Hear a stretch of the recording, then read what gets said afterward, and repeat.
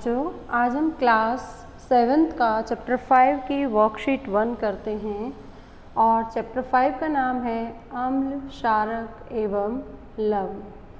जैसे कि आपने 6th क्लास में भी पढ़ा होगा, अम्ल जिसको हम स्वाद के तौर पर देखते हैं तो वो खट्टे होते हैं और नीले लिटमस को वो लाल में परिवर्तित कर देते हैं। वो हमारे लिए बहुत तरह से उपयोगी होते हैं।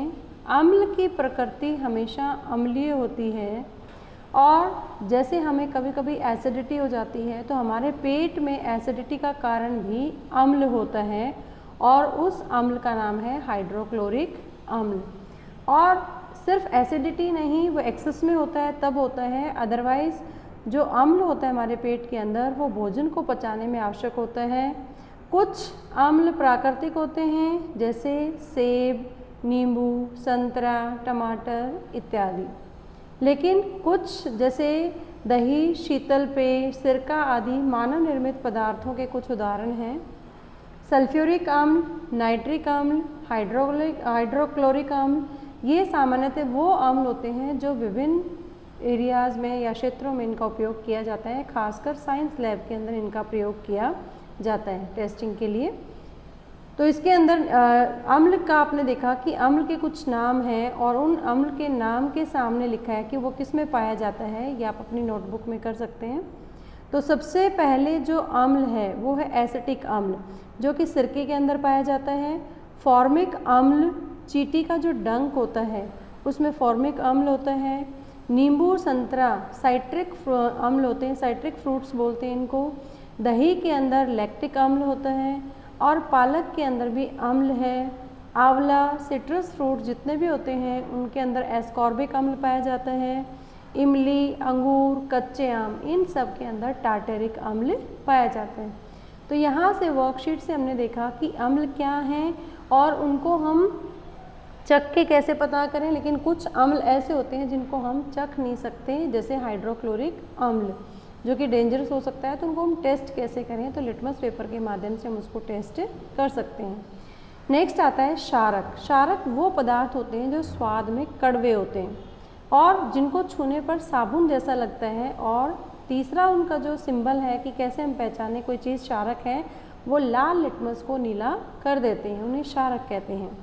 इन पदार्थों की प्रकृति क्षारकीय होती है। जैसे लेबोरेटरीज़ के अंदर जो यूज़ होते हैं पदार्थ वो है sodium hydroxide, potassium hydroxide, calcium hydroxide. क्षारक के कुछ सामान्य उदाहरण हैं जिनका उपयोग विभिन्न क्षेत्रों में किया जाता है, जैसे साबुन, डिटर्जेंट, बेकिंग पाउडर, टूथपेस्ट ऐसे क्षारक हैं जिनका उपयोग हम अपने दैनिक जीवन में करते हैं। यदि बेकिंग पाउडर के विलेन को अपनी उंगलियों के बीच में रगड़ें तो ये साबुन जैसा चिकना लगने लग जाता है। तो ये इनकी पहचान है किसी भी क्षारक की। अब हम देखते हैं कि किन पदार्थों में कौन कौन सा क्षारक होता है। जैसे क्षारक का नाम है कैल्शियम हाइड्रोक्साइड, ये चूने का पानी होता है। अमोनियम हाइड्रोक्साइड जो खिड़की का कांच साफ करने के लिए हम मार्जिक यूज़ करते हैं उसमें होता है। सोडियम हाइड्रोक्साइड और पोटेशियम हाइड्रोक्साइड साबुन बनाने के लिए इस्तेमाल किया जाता है। मैग्नीशियम हाइड्रोक्साइड, दूध या मैग्नीशियम भी बोलते हैं इसको, उसमें पाया जाता है। अब इस वर्कशीट के माध्यम से आप प्रश्नों के उत्तर हैं वो देंगे। आपके 5 प्रश्न दे रखे हैं। पहला है 2 कार्बोनिक अम्ल का नाम लिखिए, तो आपको 2 अम्ल बताने हैं। इसमें हमारे पेट में कौन सा अम्ल उत्पन्न होता है, हाइड्रोक्लोरिक अम्ल। सभी अम्लों की एक विशेषता गुण लिखिए, आप इनको यहाँ से पढ़कर अच्छे से लिख सकते हैं। सभी क्षारक की सेम अम्ल और क्षारक की विशेषताएँ और गुण। निम्नलिखित में से आपको छांटना है कि अम्लीय है क्षार के, जैसे चूने का पानी, सिरका, टूथपेस्ट, नींबू का रस, बेकिंग पाउडर, दूध या मैग्नीशियम, अमोनियम का विलेन। तो ये सारी चीज़ें आपने पूरी वर्कशीट के अंदर स्टडी की हैं, तो इन वर्कशीट को अपनी नोटबुक में करेंगे। Now English medium students, today's worksheet name is acids, bases and salts. Physically we can test acids. For example, acids are these chemical compounds which are sour in taste and they can turn blue litmus paper into red. They are useful in many ways, like acids are also acidic in nature. Our stomach itself contain an acid, that is hydrochloric acid, which is necessary for digestion of food. Some acids occur in nature like apple, lemon, orange, tomato, and some are man-made like curd, soft drinks, vinegars. But some acids are found in the laboratory for testing the acid and the base nature of the substances like sulfuric acid, nitric acid, hydrochloric acid.